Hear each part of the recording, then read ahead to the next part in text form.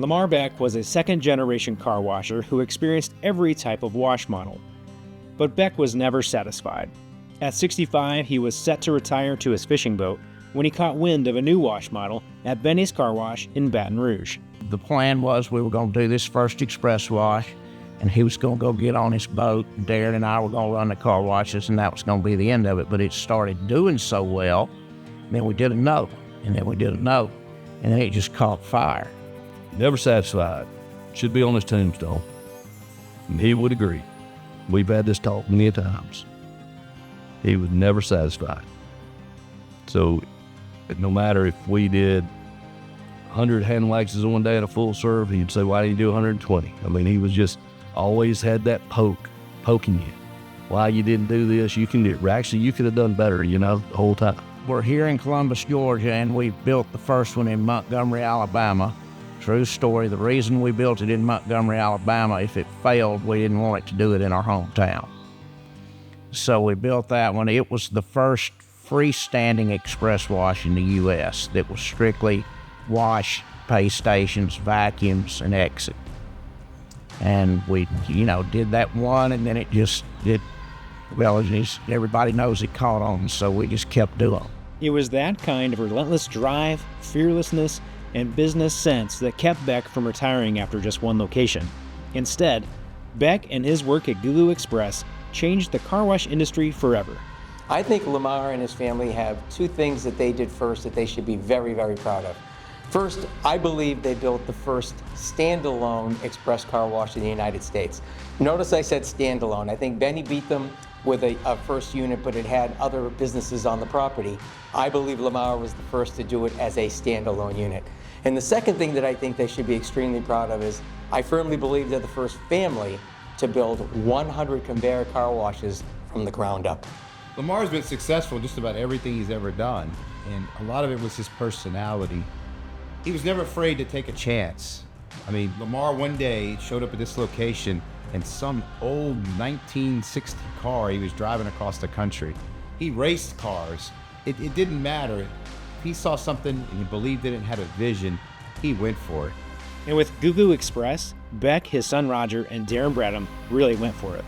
That first express-only operation was the beginning of a sprint to 60 washes across several states, making them the first family car wash organization to scale to that size, something nobody thought was possible. I mean, we definitely were proud of what's happened. Lamar always was planning to do something else, to do bigger. And when he got the car wash business, he worked really, really hard and overcame many obstacles in Columbus. Columbus is an old southern town, and you got to be from here to be part of the group, so, but he did it. You got to give him credit. He went further than anybody at the time and was very successful. I'm very proud of him. Very proud of that whole family. We did the first express wash in 2001. Like I said, we got it to 60 locations and sold them. And we were probably the first ones to take the express washes to scale. We were never scared to try anything new, and he wasn't either, so we rubbed our nickels together and decided to try it. Sometimes your parents you move off, or you're not in the same town, and your parents just become people you know. But not my dad and I, we get in the car and go. And even as he got older, before he got sick, I could say, Daddy, come on, I want to go to West Virginia and look at some locations. Let's go. He jumped in the car, we jump on the plane and go. Had lunch every day. Us getting into this business and doing all these locations, probably the greatest thing that could ever happen for a father and son. It worked in large part because Lamar was charismatic. He worked hard, and he wasn't afraid to try something new. He taught them to work hard, and they all do. They've all been successful in their businesses. I mean, the greatest gift my father ever gave me was teaching me how to work. And I'll treasure it forever.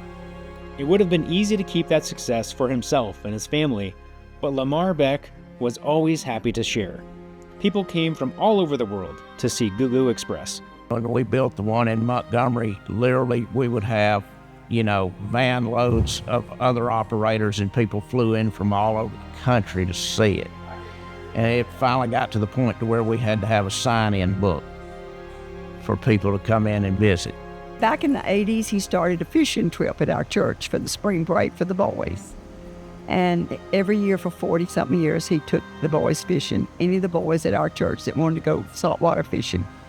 And they started out camping out on an island down in St. Augustine. And they would take everything by boat over to that island and spend the 4 or 5 days, whatever length of time, but different times, they stayed different lengths, depending on when spring break was and stuff.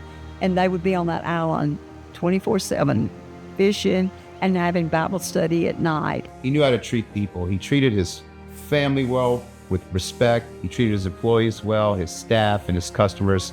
And that's something that all the equipment in the world can't fix. You still got to have people, and Lamar understood that.